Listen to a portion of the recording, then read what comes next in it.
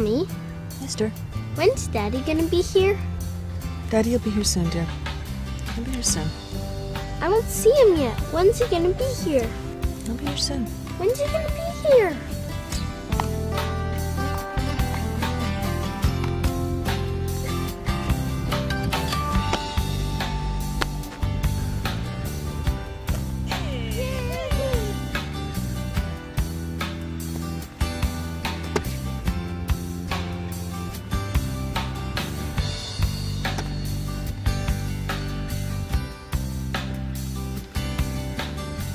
I won't see him yet, Mommy. Well, dear, I'm really angry with your dad. He said he'd be here by 3 o'clock to pick you up, and once again, he's showing us that he really doesn't care about your feelings. He's acting as though he just doesn't love you. Look, you know how much I'm looking forward to seeing Michael today. All right then, Jerry. Meet us at 3 p.m. at Brent Kyobin Field. And this time, don't be late. Brent Kyobin Field, 3 p.m.? Don't worry, I'll be there. Bye-bye.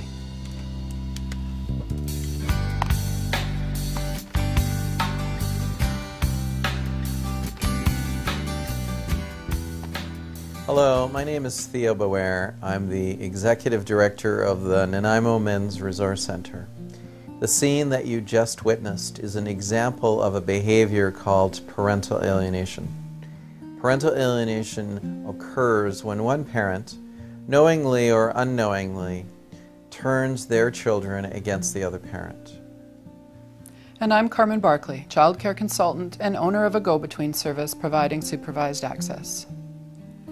Parental alienation is generally in response to separation or divorce. What happens is a child will align themselves with one parent and become preoccupied with unjust or exaggerated denigration of the other parent. Theo and I decided to make this video so that we could raise public awareness and educate people about parental alienation. But we would like to be clear from the outset that parental alienation is not officially recognized as a syndrome by either the Canadian Psychological Association or the American Psychological Association. However, these bodies do recognize parental alienation as a behavior which occurs in a variety of circumstances, particularly in the process of separation and divorce. In North America today, with the divorce rate being what it is, approximately 1 out of 2 marriages ending in divorce, this causes an extreme amount of stress within families. And typically, children do better when they stay connected to both parents. But for a variety of reasons, including unresolved feelings and legal positioning, parents do put their children in the middle by engaging in parental alienation. Both mothers and fathers can be guilty of participating in parental alienation. Studies have shown that this type of behavior causes difficulties for children. Children who have been alienated are more likely to drop out of school, get involved with drugs, or other illegal activities. In this video, we will explore parental alienation through interviews with parents, through a discussion with a psychologist, and through dramatic sequences which will help to illustrate this behavior. We will also show how parental alienation can be recognized, how outside influences play a role, and what we can do to help prevent it.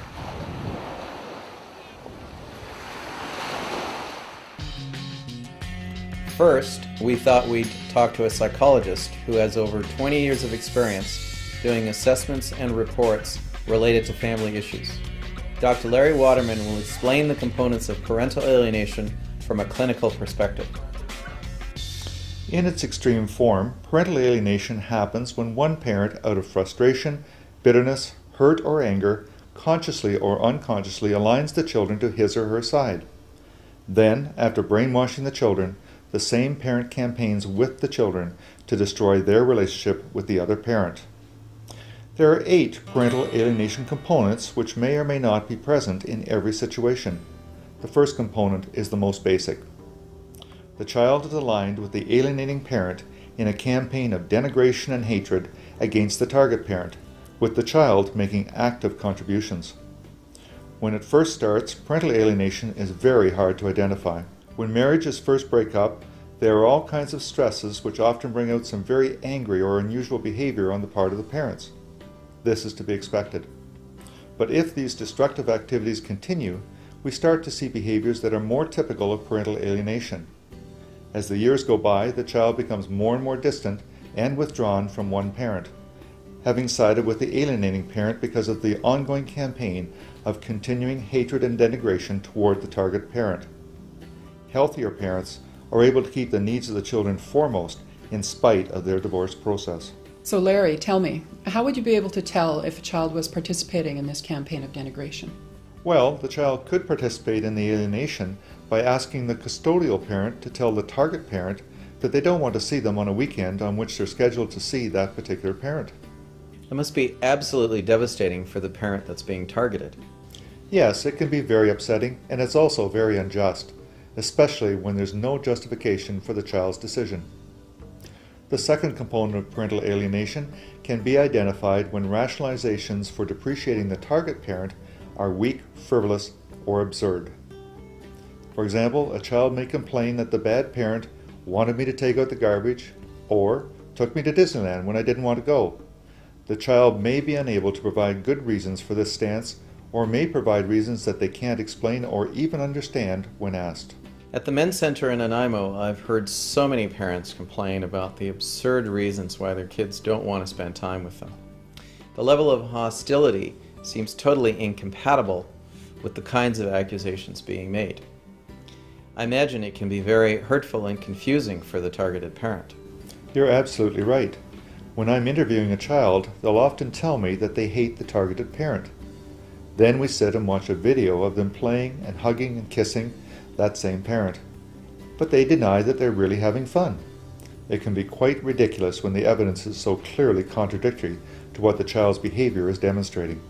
The third component of parental alienation can be recognized when animosity from both the alienating parent and the child toward the targeted parent lacks the ambivalence that is normal in human relationships.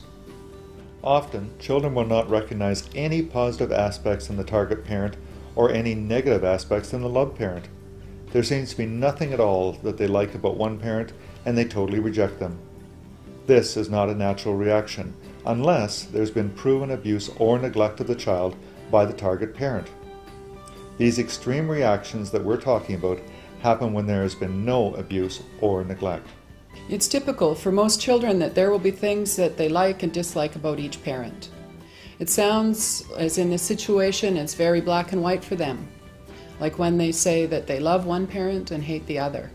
Yes, it's almost like amnesia, where the child's good memories with the alienated parent appear to be completely destroyed, and less positive memories are exaggerated or distorted to be much worse than they were originally. Now, with the fourth component of parental alienation, the child states that the decision to reject the targeted parent is their own. The custodial parent will sometimes testify in court that they want the child to visit the targeted parent, but the child doesn't want to. A judge wouldn't usually accept that a child doesn't have to attend school because they don't want to, so why would the court accept that a child not visit the targeted parent for the same reason?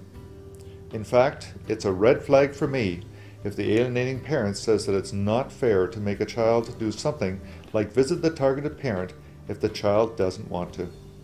I don't think children are born with genes that program them to reject a father or mother. Larry, would you agree that the child is being so strongly influenced by the alienating parent in these situations that they don't want to visit them because they're afraid of going against that parent's wishes? Yes, that can certainly be the case. Let's face it, children are smart. They learn very quickly who has the power over their lives and who can inflict pain and suffering if they don't meet the expectations of the alienating parent. As we are seeing, such situations can get very complex. When the fifth component is present, there's almost an automatic reflexive support by the child for the parent with whom they have sided. For example, when I ask a child why they hate the targeted parent or why they don't want to visit them, they will often say that they don't know. It must be very confusing to kids who are caught in the middle. After all, these kids are just trying to please an alienating parent who says they are there to protect them. You're right, it is. Remember, the child is aligned with the alienating parent, who is usually the custodial parent. For obvious reasons, that parent has the most power over the children. Sometimes the best thing to do is conduct a full custody assessment to really find out what's going on. Families are very complex structures, and it takes a lot of investigation to really understand what's happening in these situations. The sixth component is when the child expresses a guiltless disregard for the feelings of the alienated parent. One parent is seen as being perfect and can do no wrong, but the other can do no right. The child doesn't seem to care if the targeted parent's feelings are hurt. There is little or no gratitude for any gifts or support or the other nice things that parent might have done. The child may even state that the alienated parent doesn't deserve to see them. Again, when asked, the child will be unable to provide any good reasons for such a statement. It amazes me that children can be programmed to respond with such cruel disregard and be oblivious to the effect that this can have on one of their parents. The seventh component of parental alienation is the presence of borrowed scenarios. This means that the children's responses have a rehearsed or coached quality, often reflecting expressions and actual words used by the alienating parent. It's important to remember that children's cognitive development happens in stages. For example, an 8-year-old child does not have the cognitive ability of an adult. When asked about their reasons, the child may make up a silly explanation or even admit that they don't understand what they're saying. Yes, from my experience, children are great imitators and mimics. They will take on the beliefs and attitudes of their parents and make them their own. You're right. We often hear a 6-year-old child making statements that a 16 or 20-year-old would make, statements that are far ahead of their normal level of conceptual and cognitive development. For example, they might say, "Daddy's new girlfriend is a real slut." But if you ask them where they heard that or what that means, they won't be able to tell you. The eighth component of parental alienation is found when we see an obvious spread of the child's animosity extend out to include the targeted parent's extended family. Grandparents, aunts, uncles, and cousins are all tarred with the same brush, so the relationship with the child becomes lost to all of these relatives as well. These are the 8 components of parental alienation. If a few of these components are present, it may indicate mild alienation. If 3 to 5 components are present, it may indicate moderate alienation. And if 6 to 8 components are present, it probably indicates extreme alienation. Parental alienation was first identified by Dr. Richard Gardner in the mid-1980s. He identified parental alienation in 3 distinct levels: mild, moderate, and extreme. Since that time, much controversy has raged about whether parental alienation is actually a syndrome. Whether it's identified as a syndrome or not, parental alienation is still an important problem that needs to be addressed by the court system and by society at large. Psychologist Dr. Douglas Darnell identified 3 distinct types of alienators: naive, active, and obsessed. The following scene illustrates an example of a naive alienator. Video arcade.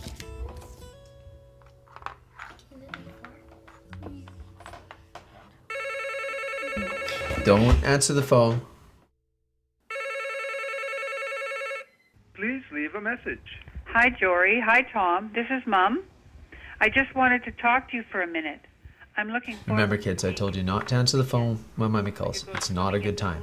We can call her later when we're not busy. But Dad, we haven't talked to Mom all week. I want to talk to her. Yeah, Dad, we want to talk to her. No, guys. Give me a call as soon as you can. I love you both, you know. I miss you. Give me a call. By the way, Jory, I'm not happy about what your mother said to you in that letter about what's happening at school.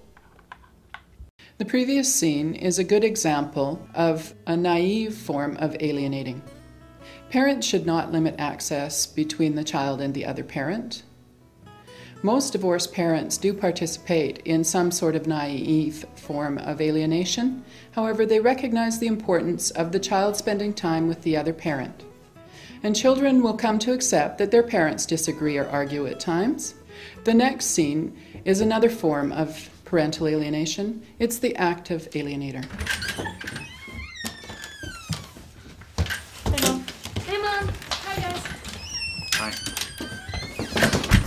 Thanks for the weekend. It's been a lot of fun, and we'll see you guys again soon. Take it easy. By the way, when are you planning on giving me the rest of the money you owe this month? What do you mean? I've been telling you for months you should be paying for that kind of stuff out of your government child supplement. Now, stop bugging me in front of the kids like this. You know we should be talking about this kind of thing in private. I have every right to ask you about this. You are not being fair. You should be thinking about your kids' needs. I'm getting sick of your selfishness. And you can tell your mom that she can't take the kids out for lunch this week. We're just too busy. Nice. Mom, Dad, quit arguing. You're always fighting. I hate it. Now look what you've done. Give me a break. Can't you see I'm bending over backwards to be a good dad? I'm leaving. This is ridiculous. Go!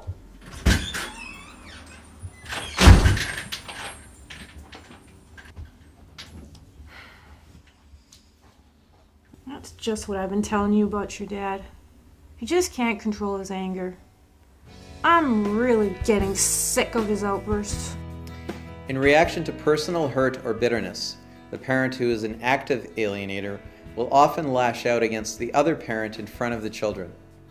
After calming down, they may realize that they were wrong and try to repair the damage.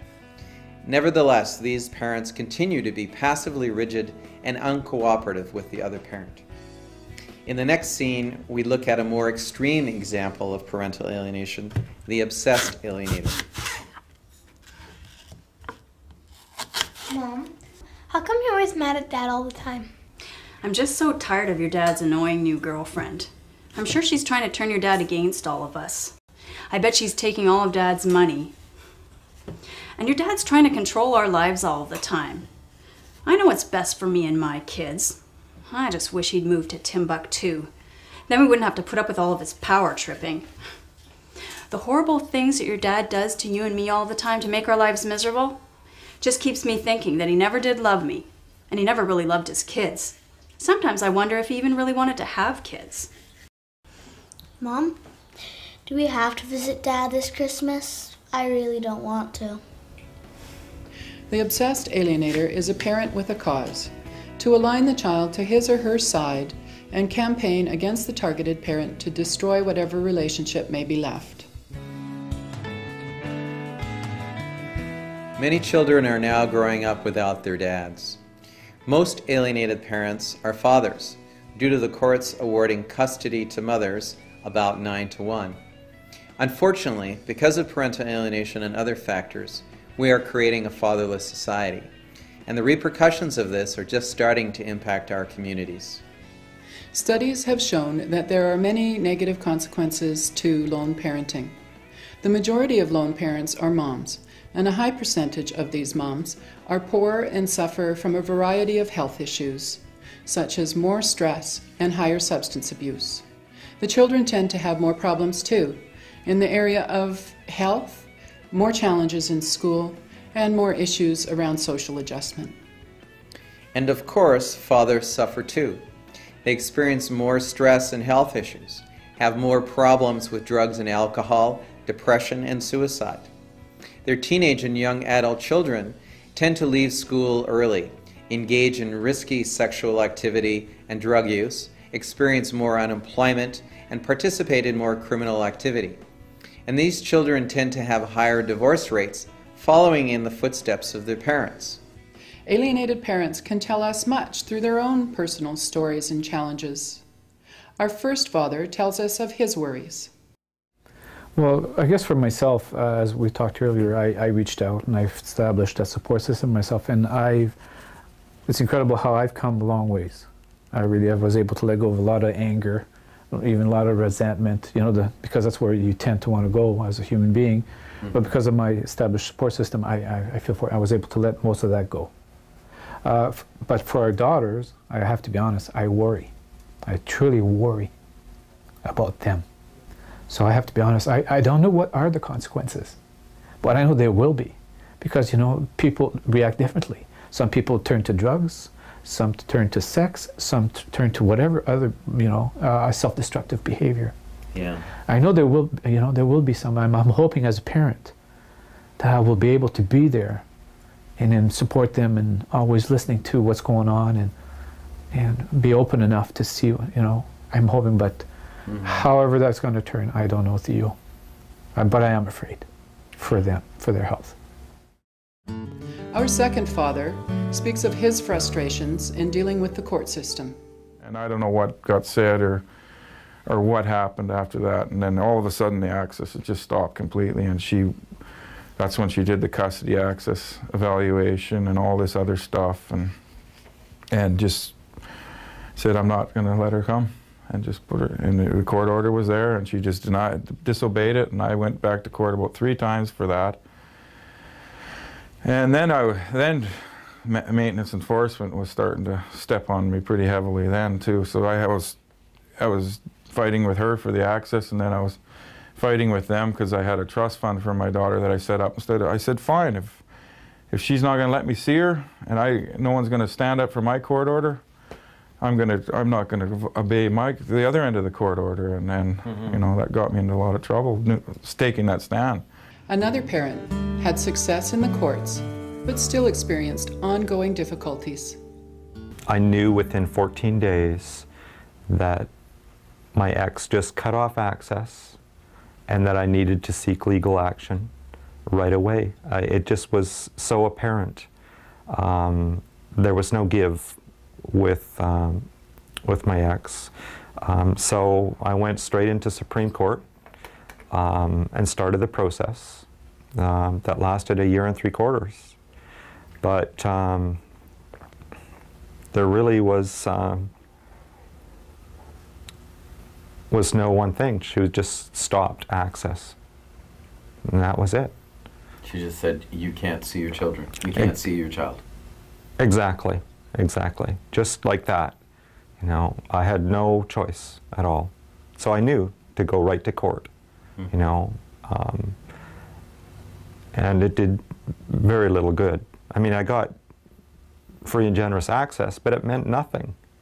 It really meant nothing. Most often, it's the non-custodial parent who is the alienated parent. Consequently, fathers are the ones most frequently affected.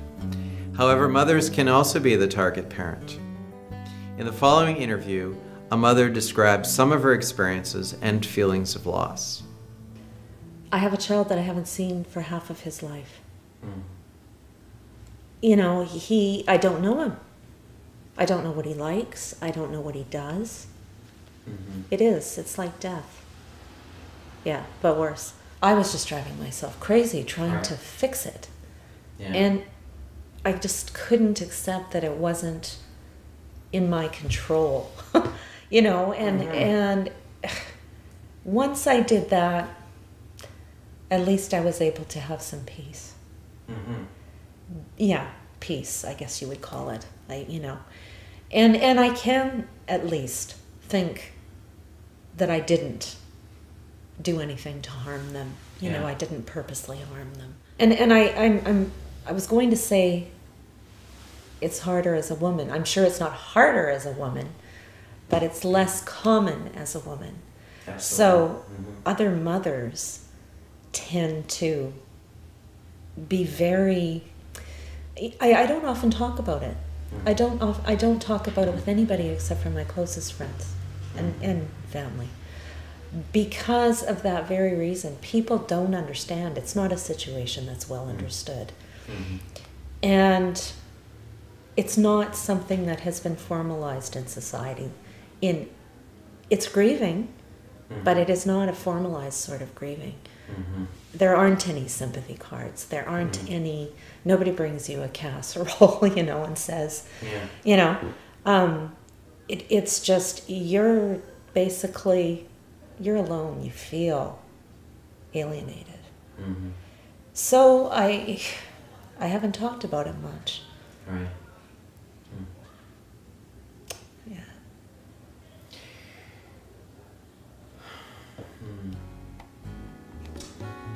There are many contributing elements to the situation when parental alienation occurs. The court system, counselors, psychologists, teachers, administrators, and of course the extended family and friends. The courts have a mandate to deal with the problem but the courts are based on an adversarial criminal justice system that isn't well suited to family issues. In many ways, the courts actually criminalize parents who are separating and divorcing. The courts are slowly starting to recognize parental alienation. However, consequences, if any, usually come too late for the children. Once the alienation becomes entrenched, it's extremely difficult to create change. Even though the court system can be very expensive and is far from perfect, in an alienating situation, the courts may act as a last resort in resolving the situation. That's if a judge is willing to make the difficult decision to change custody. When alienation becomes entrenched, there are few other options but to remove the children from the alienating parent. It is wonderful when mediation or counseling works, but with moderate to extreme alienation, it's usually too late for either option. Counselors and psychologists are becoming more aware of the components of parental alienation. Teachers and school counselors can be sympathetic and useful, but many of the school boards have policies in place that don't allow them to get involved. Extended family and friends can be helpful too, but they can also be guilty of creating more alienation.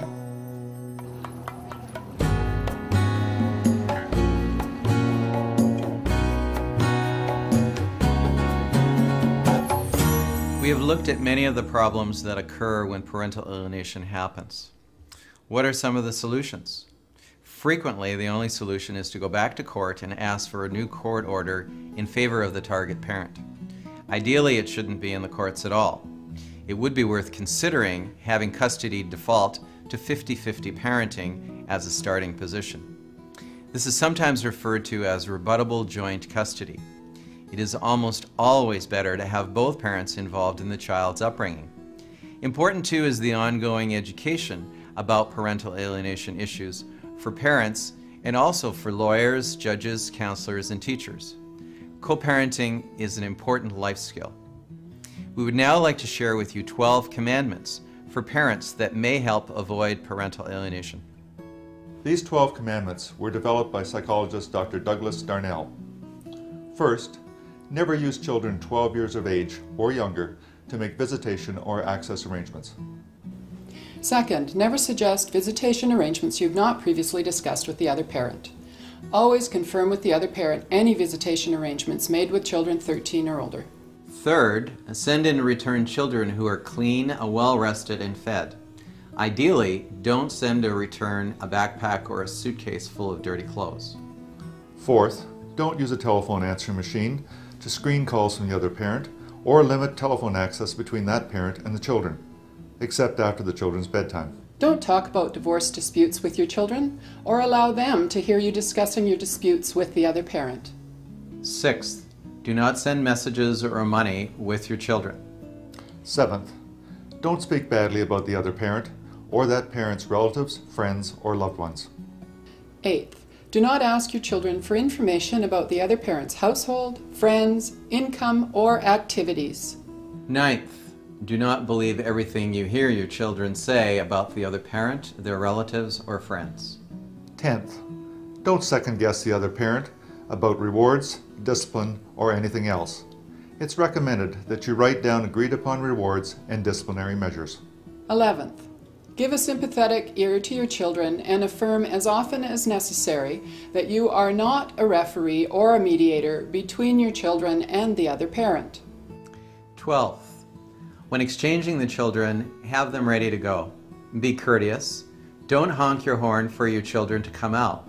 Walk to the other parent's door. Be on time. Smile and be pleasant. Remember, these 12 commandments always apply unless there's a legal reason not to do so.